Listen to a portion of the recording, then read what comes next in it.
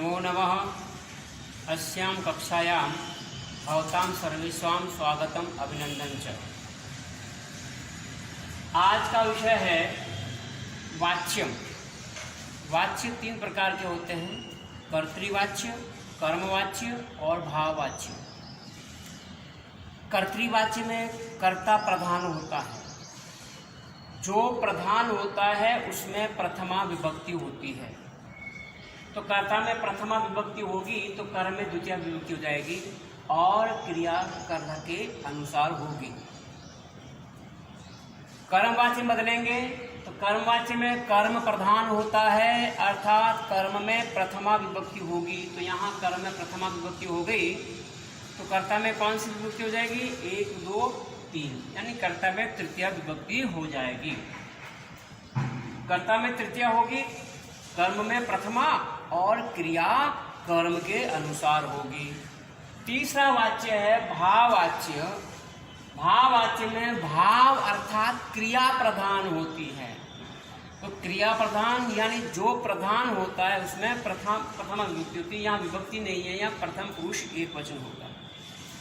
तो भाववाच्य में कर्ता में तृतीय विभक्ति होगी, कर्म का अभाव। देखिए नाम में भाव और कर्म का अभाव है और क्रिया प्रथम पुरुष एक वचन की हो जाएगी। उदाहरणार्थ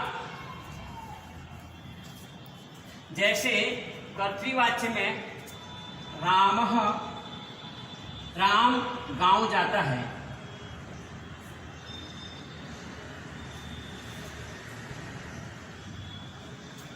तो यहाँ क्रिया कौन कर रहा है? जाता है कौन? राम। तो राम कर्ता हो गया, कर्ता प्रधान है, कर्ता में प्रथम विभक्ति हो जाएगी। रामः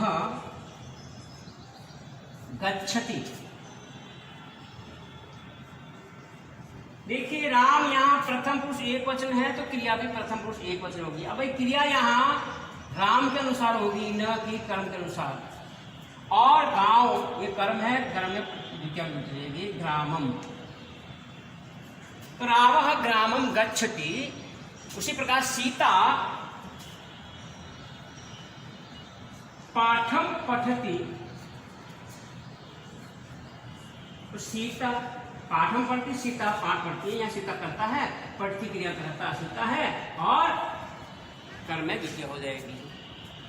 इसी को हम कर्मवाच्य में बदलेंगे तो यहाँ हो जाएगा जो कर्म है वो कर्ता बन जाएगा ग्रामः।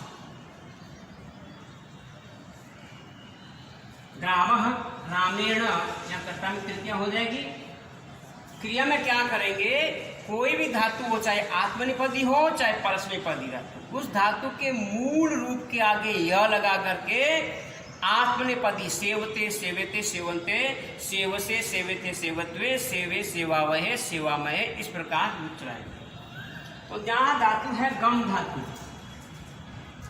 गच्छ नहीं होगा, गम धातु। धातु का जो मूल रूप है उसके आगे यह लगाएंगे तो हो जाएगा गम्यते। रामेण ग्रामः गम्यते, राम के द्वारा गांव जाया जाता है। अब कर्तृवाच्य में रामः ग्रामं गच्छति, रामेण ग्रामः गम्यते। सीतया पाठः पठ्यते। धातु है पठ, आगे यह लगा दिया, आत्मनेपदी रूप। अब यहाँ कर्म एक वचन है तो यहाँ क्रिया एक वचन है। अब देखिए दो पाठ, पाठो पठ्यते, सेवते सेवते, पाठो पठ्यते, ग्रामो गम्यते गम्यते। अगर गांव बहुवचन होगा तो ग्रामः गम्यन्ते, उधर पाठः पठ्यन्ते। तो कर्म के अनुसार क्रिया बदलती है। कर्म एक वचन, क्रिया एक वचन। कर्म द्विवचन, क्रिया द्विवचन। कर्म बहुवचन, क्रिया बहुवचन। कर्म अगर मध्यम पुरुष एक वचन का होगा तो क्रिया भी मध्यम पुरुष के एक वचन की होगी। भाववाच्य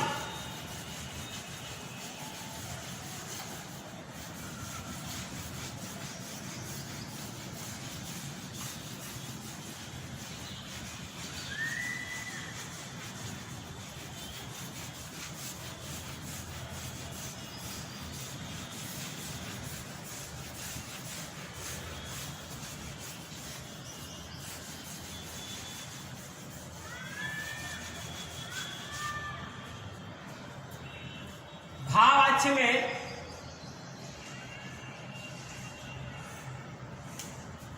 कर्ता में तृतीया, कर्म का अभाव और क्रिया प्रथम पुरुष एक वचन। राम के द्वारा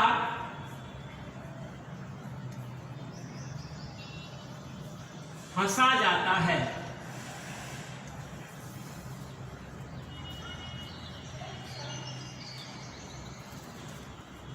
रामेण हस्यते,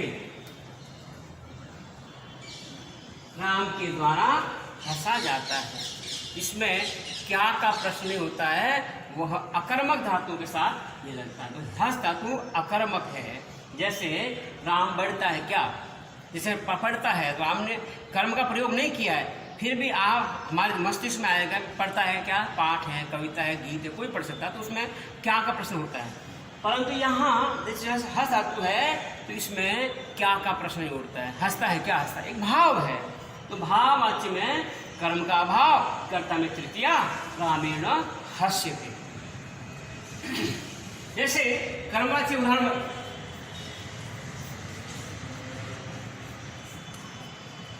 राम के द्वारा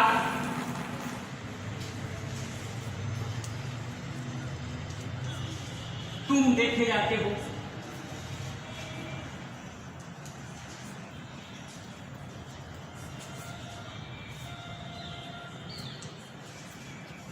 राम के द्वारा तुम देखे जाते हो। रामेण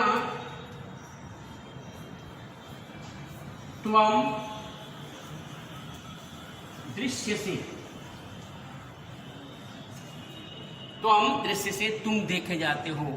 युवाम रामेण युवाम दृश्येथे, तुम दोनों देखे जाते हो। यूयम दृश्यत्वे, तुम सब देखे जाते हो। अगर मैं होता, राम के द्वारा मैं देखा जाता हूं, तो रामेण अहम दृश्ये, राम के द्वारा मैं देखा जाता हूं। रामेण आवाम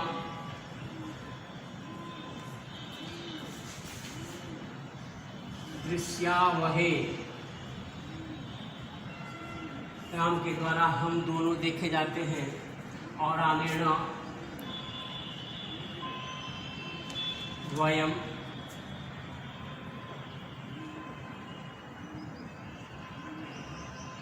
दृश्यामहे।